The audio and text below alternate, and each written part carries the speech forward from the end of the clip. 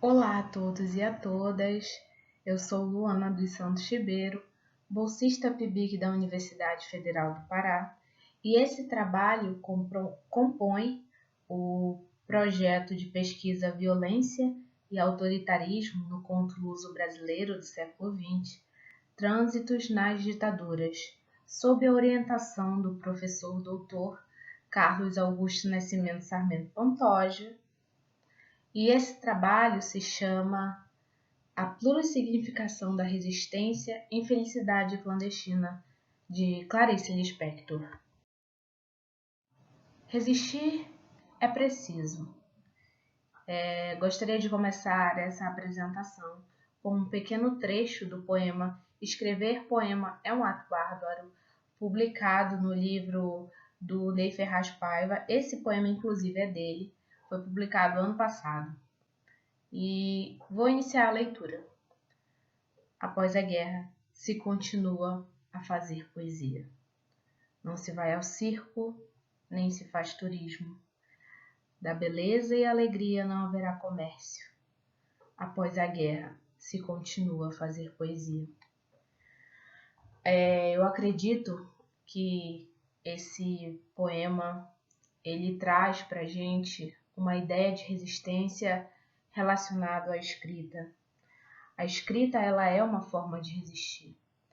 Quando Ney Ferraz escreve que após a guerra se continua a fazer poesia, quando mesmo a guerra, que é um evento que a humanidade, um dos piores e mais catastróficos eventos que a humanidade pode produzir, tanto que a nossa vida muda, e ele cita isso no poema, não se vai mais ao circo, não se faz turismo, da beleza e glória não haverá comércio, mesmo a nossa vida mudando frente a esse terrível cenário, ainda continua a se escrever. Porque o processo de escrita é resistente. Ele passa a mensagem de que não importa o que esteja acontecendo, escrever não só é necessário, como vai persistir e vai ultrapassar o nosso tempo e a nossa era. A escrita ela ultrapassa tempos e eras. Tanto prova que no passado nós não tivemos acesso a outras épocas, mas temos escritos.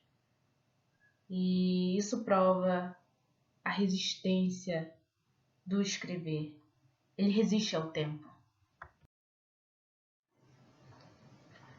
Felicidade Clandestina, de Clarice Lispector. No conto clariciano, nós somos apresentados a duas garotas, a menina loura, protagonista, e a menina ruiva, antagonista. A primeira adora ler, a segunda tem um pai dono de livraria, mas não aprecia tanto assim o mesmo lazer. Assim sendo, o contexto se apresenta dessa forma. A menina loira é o oposto da menina ruiva, e na trama se apresenta como invejada pela outra, ou seja, a menina loura, ela sente que a menina ruiva a tem para tirar brincadeiras maldosas, e a razão disso é porque ela tem inveja da menina loura. Ela tem inveja porque, como a própria Clarice Lispector descreve a nossa protagonista, a menina loura é magrinha, altinha, esbeltinha, cabelos soltos, livres, enquanto que a menina ruiva é sardenta, é gordinha, é oleosa. Então, assim, a gente entende que essa criança ela tem frustração em relação à outra.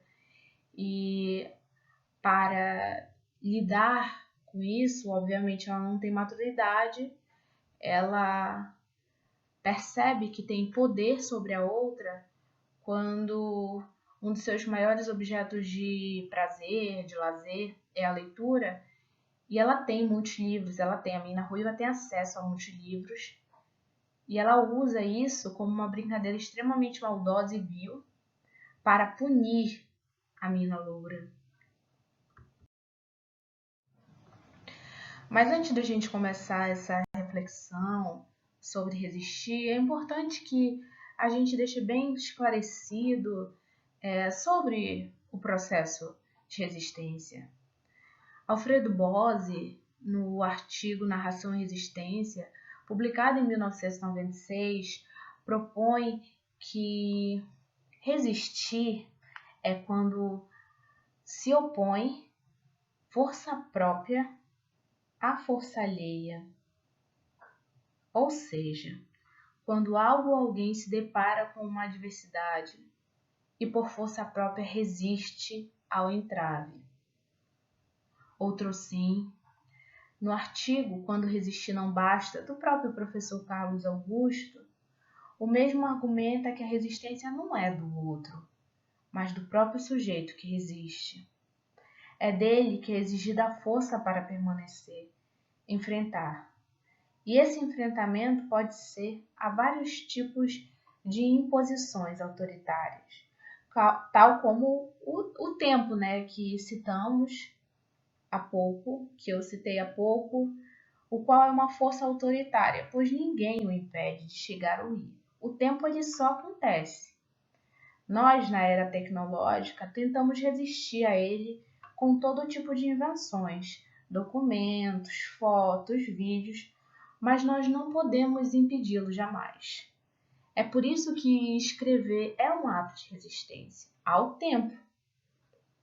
Além do citado, é imprescindível também, segundo o artigo do professor Carlos Augusto, que desvinculemos a ideia de resistir aliada apenas a militantes convictos, guerrilheiros e protestos de qualquer gênero. Mais do que isso, resistir possui inúmeras facetas, e é necessário que tenhamos a sensibilidade ao identificar as diversas manifestações dessa palavra tão forte. Resistir também é suportar, e há vários tipos de autoritarismos que suportamos todos os dias. Agora eu vou ler pequenos trechos do conto Clariciano, onde eu acredito que seja relevante e que seja mais, digamos assim, evidente o processo de resistência da protagonista frente à petulância das brincadeiras maldosas da mina ruiva. Veja bem esse relato. Comigo exerceu com calma, ferocidade o seu sadismo. Na minha ânsia de ler, eu nem notava as humilhações a que ela me submetia. Continuava a implorar-lhe emprestado os livros que ela não lia. Nesse fragmento tirado da obra, é possível notar que a narradora não percebeu de imediato as provações que viria a enfrentar para conseguir o livro, mas nem por isso desistiu. Depois, no conto, observa-se que a antagonista, com a sua tortura chinesa, faz a menina loura voltar à sua casa todos os dias, dando motivos para acreditar que no outro dia emprestaria o livro. Veja a relação que a menina loura tem com o livro. A relação de desejo, mas ao mesmo tempo de impossibilidade. Era um livro grosso, meu Deus. Era um livro para ficar se vivendo com ele, comendo, dormindo e completamente acima de minhas posses. Ela percebia que tinha um certo situação ali de autoridade com relação a ela. O dia seguinte viria. Os dias seguintes seriam mais tarde a minha vida inteira. O amor pelo mundo me esperava, mas não ficou simplesmente nisso. Mal sabia eu como mais tarde no decorrer da vida o drama do dia seguinte com ela ia se repetir, com o meu coração batendo.